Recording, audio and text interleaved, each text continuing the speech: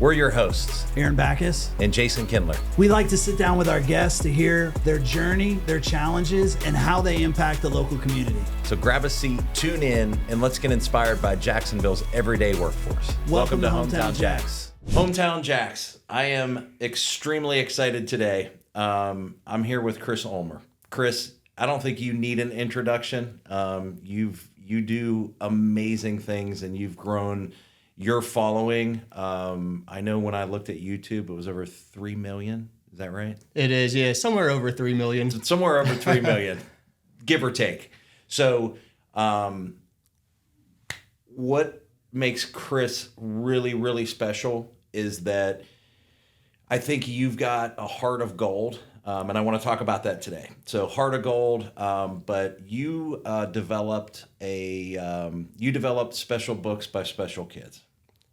And that has grown and grown and grown to 3 million on YouTube. Plus, you've got Facebook following and so on and so forth. But what is very impressive to me is that the lives of people that you touch, the lives of people that get to get their story out. And you see a little bit behind the scenes. And I just kind of want to go down that path with you today, if that's cool. Yeah, absolutely. Well, thank you for being here. I'm happy to be here. Where'd you grow up? Philadelphia. Philly. Big Eagles fan, Flyers, Phillies, big Philly sports fan. Grew up there and came down to Jacksonville in 2013. Yeah. So 2013, what brought you here? So I did my grad school in a mountain town. Grew up in Philly, a big city. So I wanted to try living in a beach town. Yeah. And I literally applied to jobs up and down the coast from North Carolina down, just trying to find a teaching job because that's what my master's degree was in, special education. Yep. So I tried to find a teaching job in a beach town, and I found one in Jacksonville. Nice. So I know I did a little background. I know you're a soccer guy. So yes, you did the soccer route. Coached in college, right? I did. So you coached a little bit in college, and then you just said, I want to live in a beach town. Yeah, so I did a graduate assistantship for 2 years in Kentucky before moving here. So living in Kentucky was the opposite of growing up in Philadelphia. Yeah. It was a very small Appalachian town. I loved it there. The people were great. I had a great time. There was definitely a little bit of culture shock living in the middle of nowhere. But after 2 years, my time as a graduate assistant was done. So I had to find a job and found one here in Jacksonville. Yeah. So, we're happy you're here. We're happy that you're part of the community and, just the amazing things that you do, not only in Jacksonville and throughout the country. In your childhood, was there anything that you can point back to and say that this was a defining moment where I had some empathy or things like that shaped who you are today? I can't think of like a specific moment. I always just wanted to be friends with everyone. If other kids were mean to someone in their classroom or something, I always thought that was lame. Like, why would you be mean to anybody? So I've always had that heart of like just wanting everyone to get along and be cool and be friends.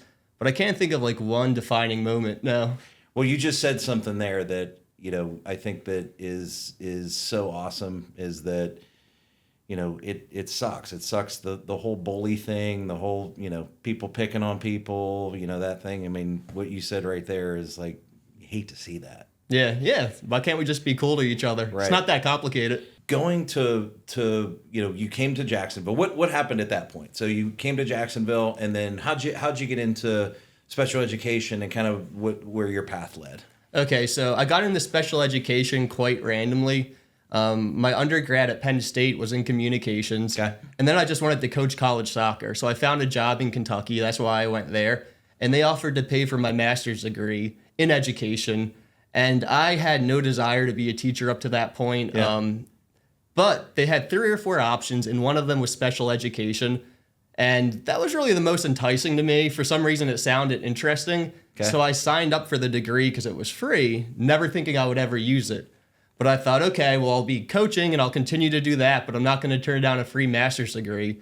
But halfway through the program, you had to do student teaching, and I just fell in love with it. So I said, all right, I'm going to kind of alter my life path here. I'm not going to coach. I'm just going to go teach.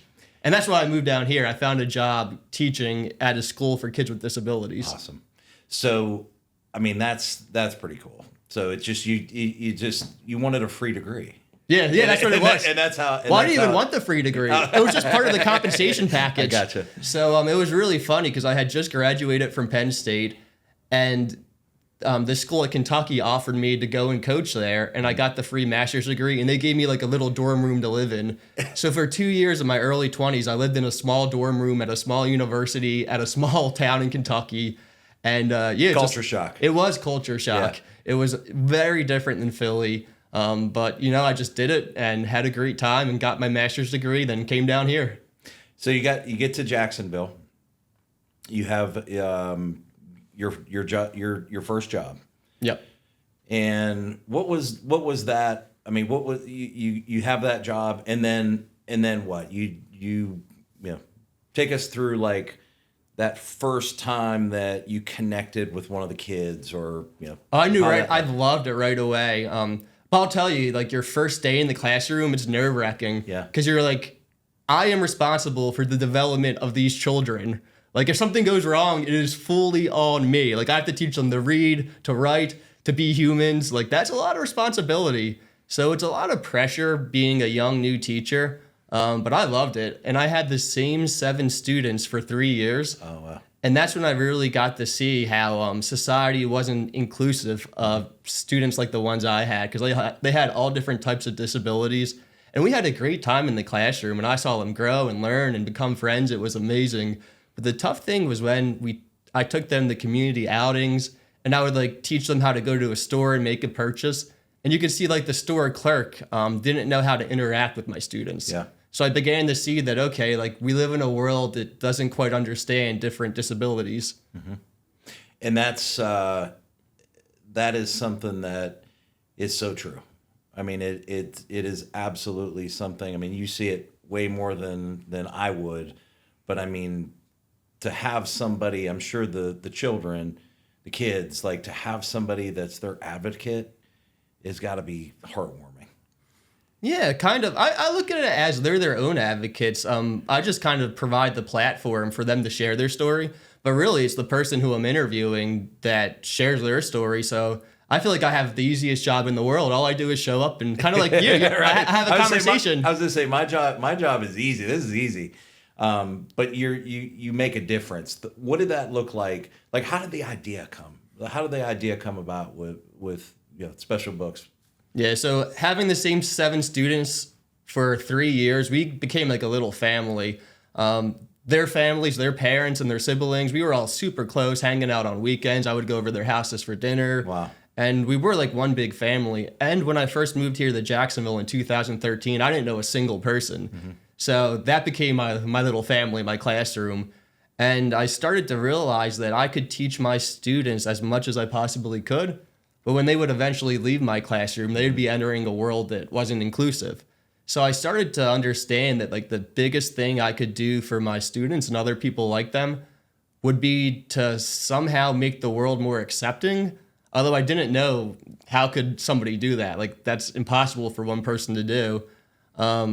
But here we are 11 years after starting Special Books.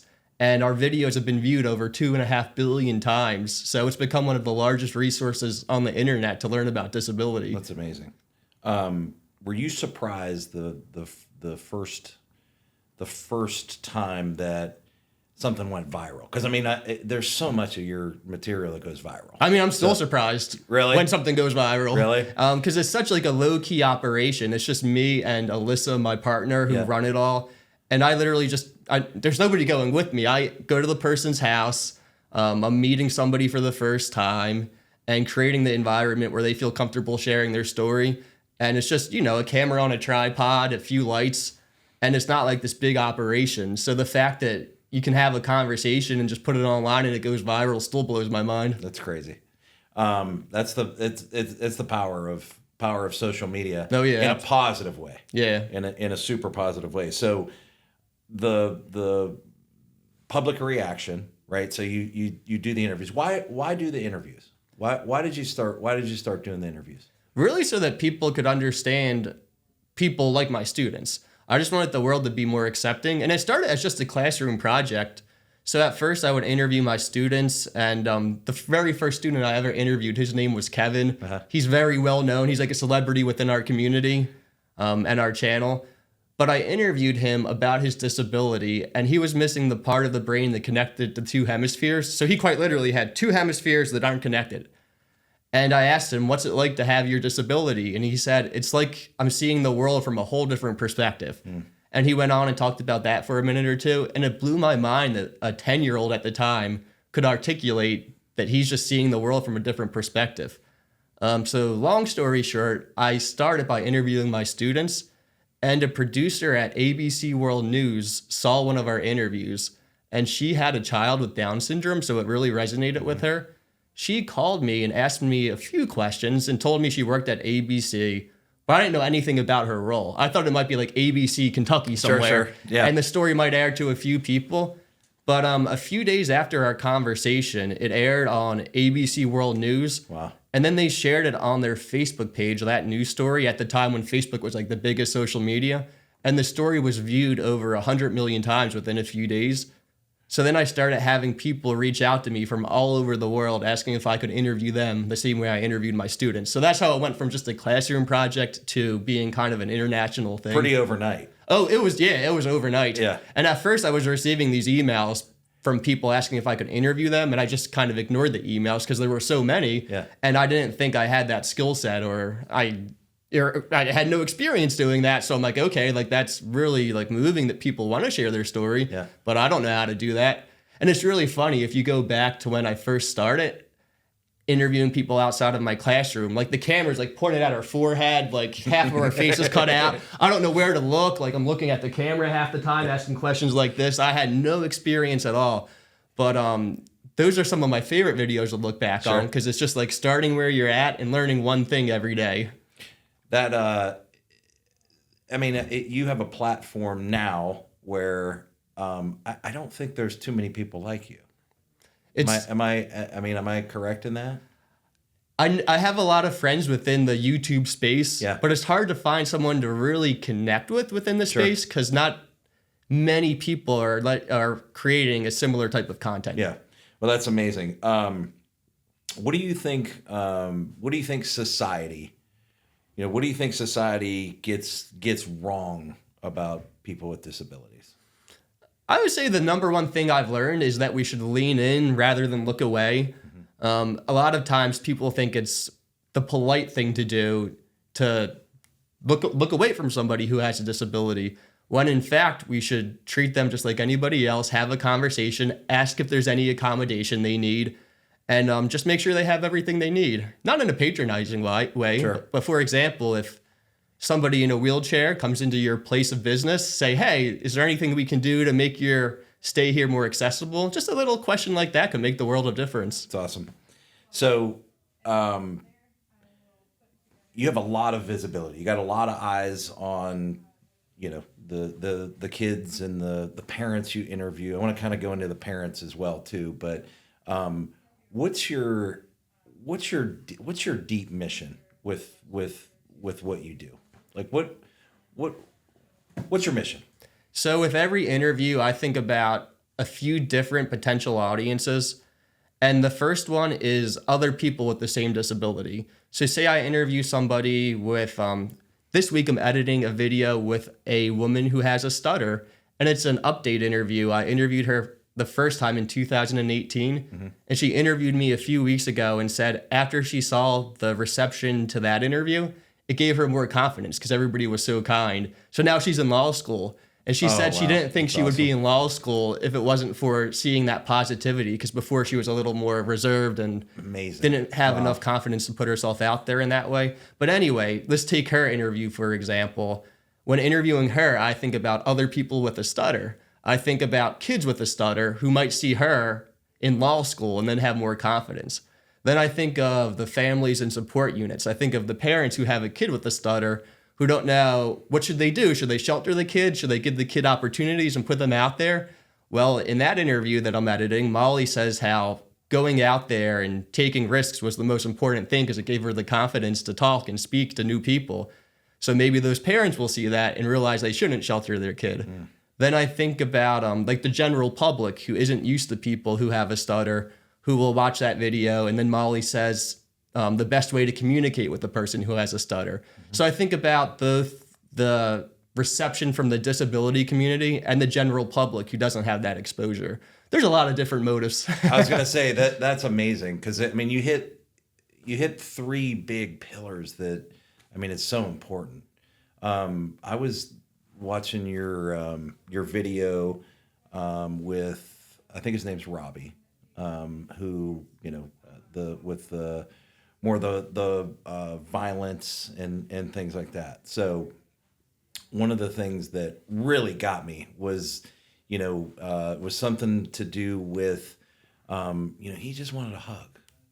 I'm like, man, it's like something little like that is just it just moved me. I was like, whoa. And when you think of violence, a lot of people don't have any patience for that at all. But when I listen to Robbie's story and I hear that he literally has a chromosome disorder, and there's only one other person in the world known with the same chromosome disorder, and that person also has violent outbursts, you start to realize, well, this is quite literally a genetic difference in them. So, of course, if somebody is violent and is prone to aggression, you have to take safety precautions. But when you take the time to listen to someone's story and you realize their genetics are quite literally different, you have a bit more understanding. In that particular one, it was like, when he was saying, I can't control it. Well, did we ever think of maybe that's true? Maybe there is a control, not just a behavior thing. Oh, absolutely. Especially with genetics being different. Exactly. There's a lot we don't know about the regulation of emotions when a certain chromosome is impacted. It's amazing. We'll get back to the story in just a second, but while you're listening, here's something you should know if you live in Northeast Florida. If you're self-employed and trying to buy a home, it's not as hard as you might think. We work with business owners, freelancers, and creatives every single day. People who don't fit the traditional housing mold, and we're here to let you know that we have real loan programs that make homeownership possible. We've helped tons of local business owners and creatives get approved using flexible loan options that work for them and their business. First Coast Mortgage Funding is proud to sponsor Hometown Jax right here in Jacksonville. How do you get prepared for, there's a lot of emotion that goes into what you do. How do you get prepared for that emotion? People ask me that often, if certain interviews make me feel sad or upset. I've never really felt sad after filming an interview. And even sometimes the material that I think some people would consider as sad, it makes me happy or proud that the person had the confidence to share their story. So I think I kind of like just flip my perspective, and I think it's really cool that, for example, a person with schizophrenia who feels isolated and really struggles with their mental health is willing to reach out and share their story to potentially millions of people. To me, like that's an indicator that they're making progress and like really trying to do good in the world. So I think it's just like a matter of perspective. I'm sure it impacts me in ways I don't even perceive, but I try not to dig too hard into that, That's a special trait you have. No, thank you. Yeah, definitely. How has Chris Ulmer changed over the years of work? It's hard to think about because I've been doing this for 11 years, and not only has it been meeting so many people, but running a hugely impactful nonprofit every day, and the travel, it's been constant travel. Yeah. So I'm sure if I was to go back to 2015 when this first started, it would be like meeting a complete stranger. But when the shift is so gradual day to day, you don't really notice it. I would say I can handle stress a lot better now. How much travel are you doing these days? For the first 8 or 9 years, it was almost every single week. Yeah. It was constant travel. I've been around the country 100 times. You could tell me what city we're going to. I could tell you everything about the airport. 10 or 11 different countries as well we filmed interviews in. But now I batch record. So I'll go somewhere for 2 weeks and film 10 interviews. Yep. And we released one a week recently. So if I can go travel somewhere, like I was just in DC and I filmed 10 interviews, then I'll be home for two or 3 months. What does that process look like I'm sure at this point it's not you seeking out. Do you have a lot of people that want to be interviewed now? Yeah, so people go on our website and they fill out an interview request form, and Yep. we've had over 20,000 people request an interview over the past decade. And that's only on the outlets we can kind of quantify, because that's through the website, through my email, but there's also people reaching out on every social media. That's the hardest thing, is this correspondence. People send you like the nicest heartfelt messages, but we haven't really hired a lot of people. It's just me and Alyssa still. So a lot of those. It's just you guys. It's still. just us two. Yeah. Wow. I mean, we have an accountant. We Sure. we outsource different things, Yeah. but as far as the videos, Right. it's just us two. So, from an impact, I mean, think about it. I just think about, you've had 20,000 people want to be interviewed in a space that maybe most people think that the families don't want to be interviewed. Yeah, and That's a lot of impact, man. And it kind of goes back to what I was saying of the leaning in thing, because a lot of people think that parents and people with disabilities don't want to share their story, when in fact they want that visibility, they want to take up space, and they want to be included in the world. So can we shift to the parent part of it? Oh yeah, absolutely. So on the parent part of it, what I would think is that when somebody watches an interview and they're dealing with the same thing at home, because it's not something that's just out there that's talked about and things like that. So has there been times when parents reach back out to you, gosh, I saw that interview, or this helped me through that? Has there been? Oh, every single day I receive emails about that. So imagine you're a parent and maybe your child is still in utero, and you learn through testing that they have a diagnosis that you've never heard of. You hop on Google, and before the first things that will pop up is all the scary things, the death rate, what the possible severity of their symptoms. But YouTube is owned by Google. So now when you Google something, often the first thing you'll see is one of our videos. So although all that stuff is important to know, the statistics and probability of everything, the human side is also important. So to see a kid with the same disability at 10, 15, 20 years old, and I often ask the parents, what would you want to share with yourself when your child was first born? And I think about, when I ask that question, the parents who might have a kid who's young. So I didn't tell you this before we got on, but I have a son with autism. Oh, how old is he? 17. What's his name? Jay. Tell me about him. Now we flipped it. So he's. I mean, I have a daughter who's 18. I have a son who's 17. We knew probably about a year old, because they weren't developing at the same path, and they were very close together. So he's 17 now, but when early on, it was about when he was about 2 years old, and he started no eye contact, started to, testing. But with his journey, I think one of the most important things, and I wish that there were more, resources and things like that, because a parent does not know what you go through.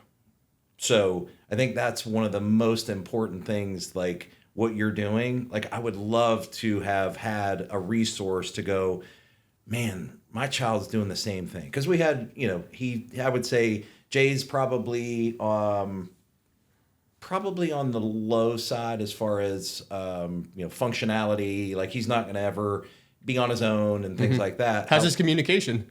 It's much better. Okay. So much better. Still nonverbal to somebody that doesn't understand him. Yeah. Oh yeah. So, but you know everything, I'm right. sure. So we say eat. It's eat Pop-Tarts.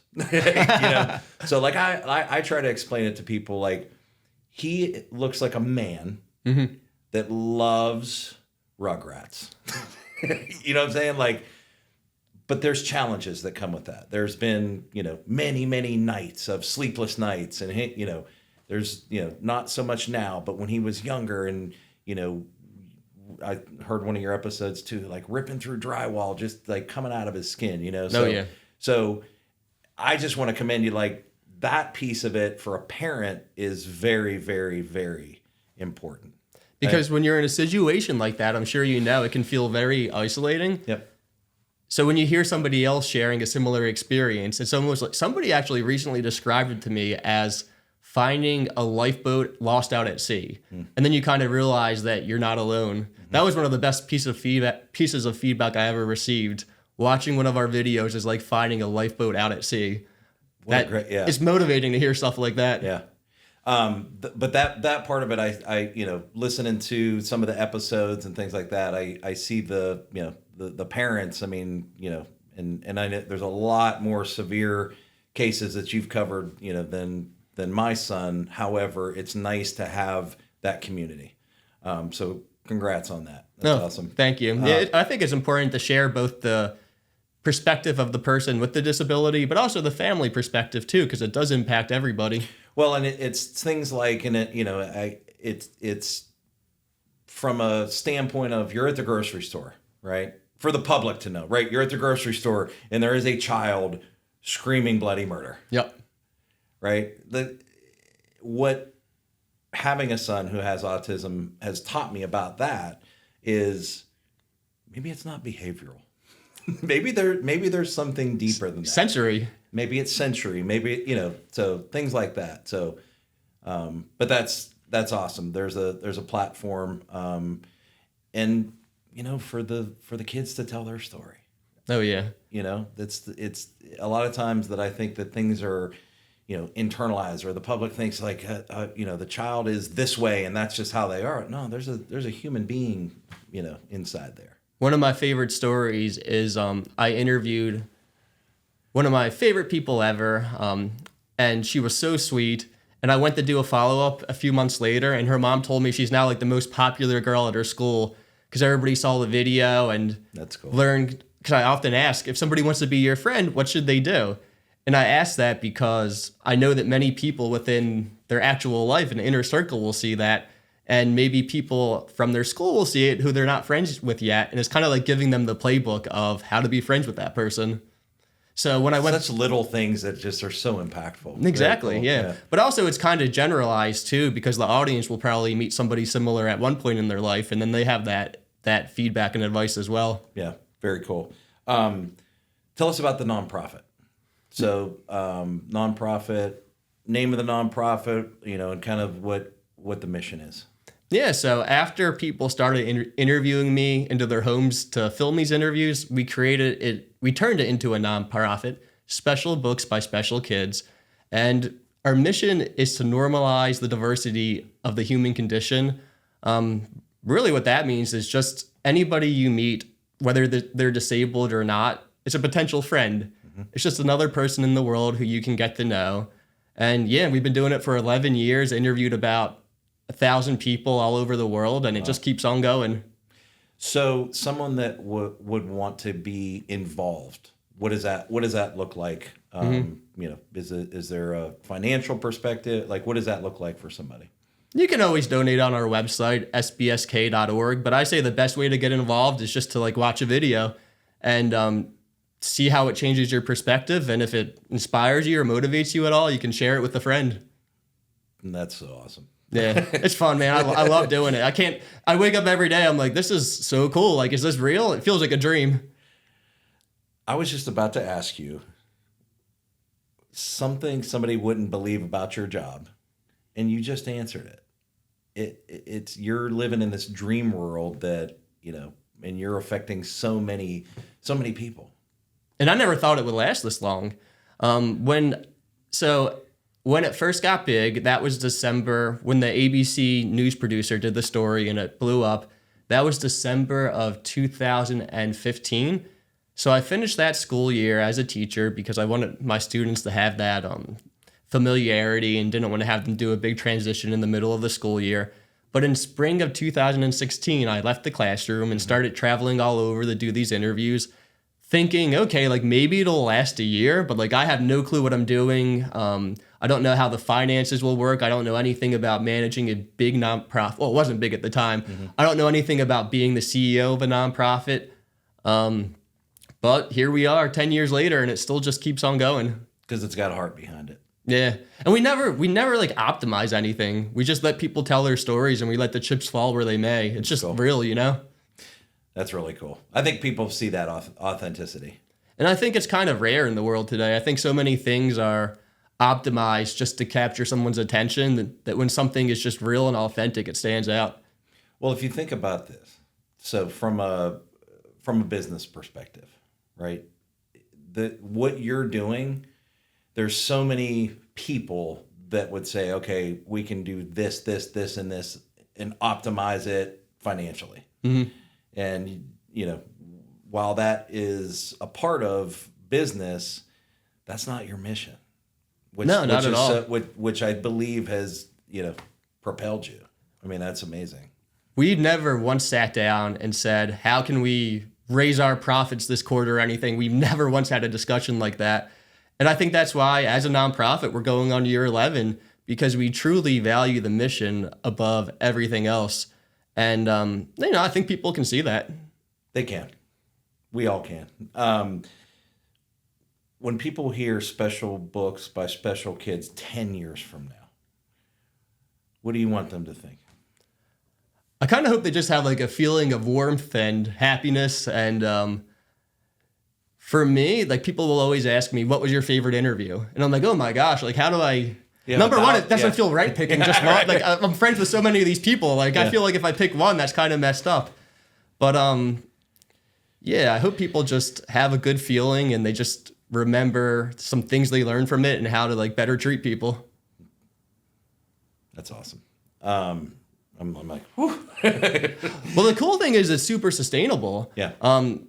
We just, go into people's homes and set up a camera and film an interview and publish one a week. So I don't know if I'll still be doing it at the same frequency of one a week in 10 years, but I imagine I'll still be doing it to some degree, whether it be once a month, 2 times a month, we'll see. But it's kind of one of those things that I see myself doing for a while. That's awesome.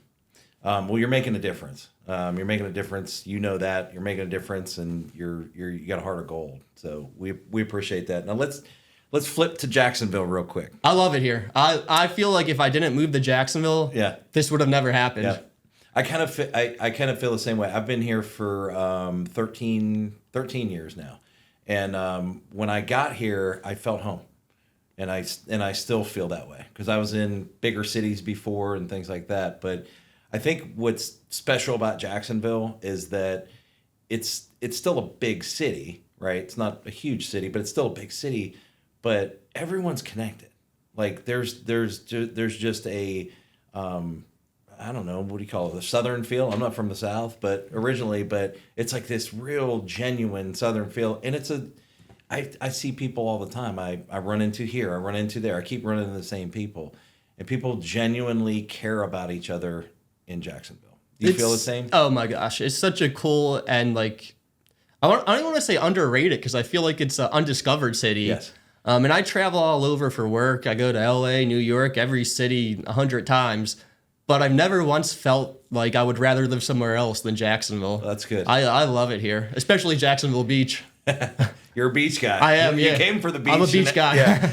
So let's talk about some favorites, off the wall stuff. So what's your go-to for dinner? Oh man, there's a lot of different restaurants at the beach, but I guess the first one that popped into my head was DNLP Pizza. Got it. I don't know if I've ever had it. My goodness. Oh, it's in South Jax Beach. South Jax Beach. Delicious pizza. Awesome. Love it. What are you a surfer? Volleyball player. Volleyball. Yeah. So big volleyball player. Is there good volleyball at the beach? There is, yeah, all different levels. There's a great volleyball community too. It's one of those social sports where I think nearly like 80% of my friends are volleyball players. Really? But it's such like a cool little community. You play on the beach or in the sand, in the sun. It's a beautiful sport. So, what does that look like? Is there ever times where you're out and about and people are like, "Oh, you're him"? Yeah, that happens often, and it kind of messes with your mind a little bit. So it's not like I'm a super big celebrity or anything, but the fact that so I'd say like on a normal day, maybe 1 or 2 people recognize me from the videos and say hi, and that's perfect. Like I like it, I love it. That's cool. But the trippy thing is that one person could be anybody. Mm-hmm. So it's not that like I change who I am or anything, but like you just never know who knows who you are. So like you always want to represent yourself in the best way. Sure. Very cool. So any favorites as far as lunch spots, anything at the beach? Yeah, I love Sun Deli. Sun Deli. Yeah, have you been there? Yes, I have. It's delicious. I go to Bold Bean a lot to edit videos. Really? Well, it's funny, like the editing process. Sometimes I like total silence and I want to be at home to edit. But then sometimes I just want like 1,000 different things going on in the background, and that helps me. Do you edit all your own stuff? I do, yeah. Wow. Every single video, I've edited it myself. So that's a big part of the job too, the editing process. Dude, that's crazy. That's probably like the most time-consuming part. The interviews, I usually film about 2 hours of raw footage. Mm-hmm. And these days, the final output will be like 20 to 30 minutes. So the editing process is, it's a little extensive. I did a class for realtors today, early this morning, and we were talking about that. I'm like, if you try to edit, you're going to be hours and hours and hours. Yeah. I've tried. I can't believe you do it all yourself. Oh, it's time-consuming, yeah. Very cool. So, man, it's been a pleasure. I can honestly say that we probably have not had a guest on that makes as much impact as you do with the kids and families and things like that you touch. So I appreciate you being on here. I appreciate you being a resident sometimes of Jacksonville. I know you're traveling a bunch, but man, you make a difference in the world, and we appreciate you being on. Oh, thank you. I love doing it, and I'm happy to be here today. All right. The Hometown Jax podcast is recorded and produced by First Coast Mortgage Funding, located in the heart of Jacksonville. Do you want to be our next guest? Visit our website at hometownjaxpodcast.com. We can't wait to hear your story.